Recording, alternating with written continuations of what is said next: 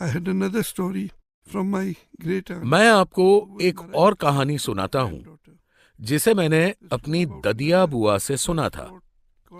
वो महाराजा प्रताप सिंह की पोती थीं।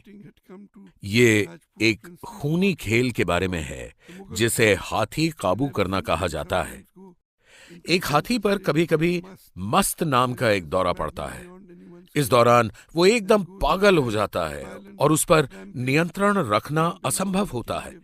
इस स्थिति में वो अपने रास्ते में आने वाली हर रुकावट, मनुष्य या जानवर को मार सकता है। उन दिनों हाथी को बेहोश करने का तरीका तो होता नहीं था। हाथी को रोकने के लिए तैयार किए गए घुड़सवारों का एक समूह उसके पीछे दौड़ाया जाता था। हर घुड़सवार के पास एक बर्छा होता था जिससे वे उस हाथी को मारकर उसे धीमा करने की कोशिश करते थे। आसपास बहुत से लोग इकट्ठा होकर ये सब देखते थे। निसंदेह ये सब बेहद क्रूर था।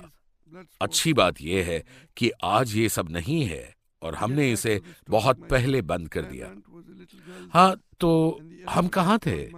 हाँ, मेरी ददिया बुआ बहुत छोटी थी।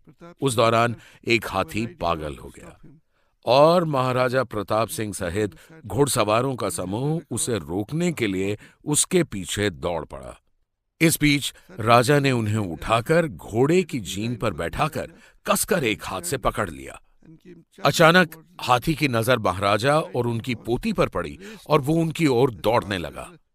महाराजा के घोड़े ने अपनी पूरी ताकत झोंक दी। हाथी उनका पीछा करता रहा। मेरी ददिया बुआ ने कहा कि अगर आप सोचते हैं कि हाथी भारी होने की वजह से धीरे भागता है तो आप गलत हैं। वो हाथी करीब करीब घोड़े की रफ्तार से ही दौड़ रहा था।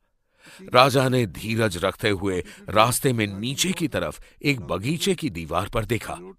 वे उस ओर दौड़कर उस दीवार को लांघ गए और गिरकर जमीन पर लुढ़क गए। मेरी ददिया बुआ उनके पास सुरक्षित थी। गुस्साया हाथी बिना घुड़सवार वाले घोड़े का पीछा करता रहा और उसकी पूंछ को फाड़ दिया। ये सब पता नहीं कैसा रहा होगा। कुछ देर में दूसरे घुड़सवारों ने हाथी को पकड़ लिया। उनमें से एक ने अपनी जान जोखिम में डालते हुए एक भारी लोहे के गोले के साथ एक जंजीर हाथी के पिछले पैर में फंसा दी। इससे हाथी तुरंत रुक गया और उस पर काबू किया जा सका। राजा ने अपनी पोती को गले लगाया और पूछा, तुम्हें डर तो नहीं लगा? आपको डरना कभी नहीं चाहिए। ऐसी बातें होती हैं।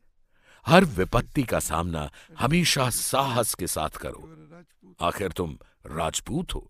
आज बहुत अच्छा लगता है कि ये खूनी और क्रूर खेल अब हमेशा के लिए खत्म हो चुके हैं।